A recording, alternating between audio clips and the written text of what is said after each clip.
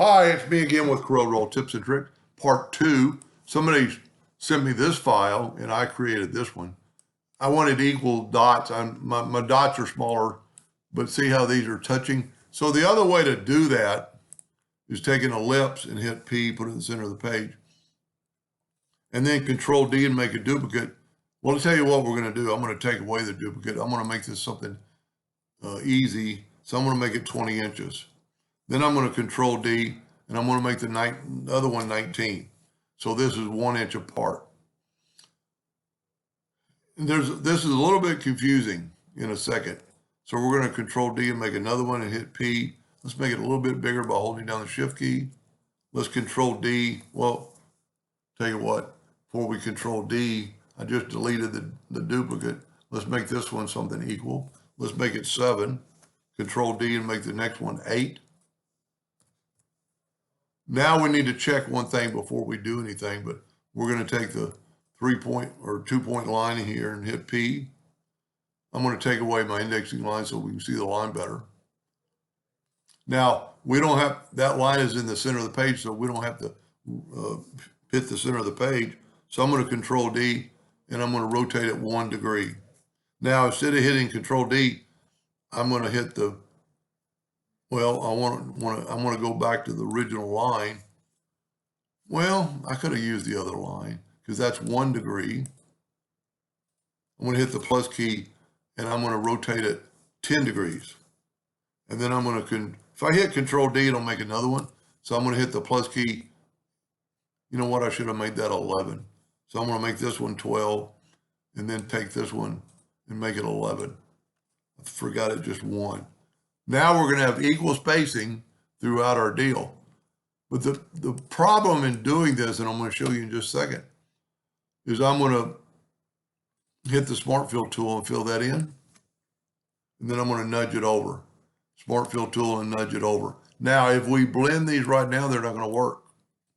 So what I'm going to do is left click, right click, left click, right click. And if I get the shape tool, okay, I got lucky. Both of our arrows are going down. And it was probably because you could draw your rings wrong. You know, if you made it bigger or smaller. So this is going to work.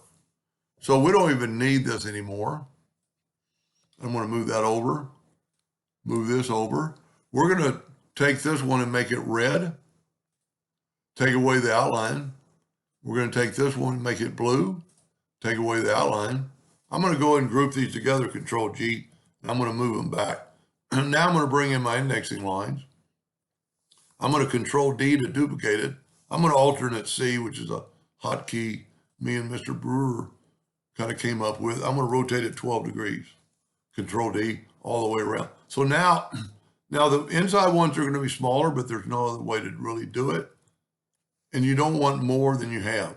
Now, the only problem is that these are grouped together. So let's go here and go to Object, Group, and Ungroup. Now, we can't really get in those inside ones. So what we're going to do is we're going to take the Pick tool, and we're going to grab some of these, and we're going to move them out of the way so I can grab all these, and we're going to go to Object and Group. But I need to move these out of the way because then now I need to move these back and Control G to group them. Because we're going to blend them, you have to have them grouped. So move these back,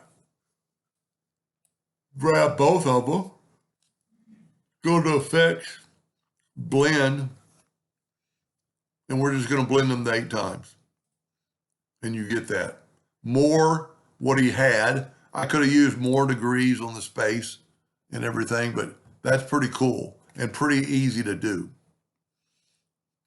And the good thing about it, you could take this and make it a different color and it'll blend it differently. That's pretty cool. Anyway, I hope that helps somebody someday, and thank you for watching.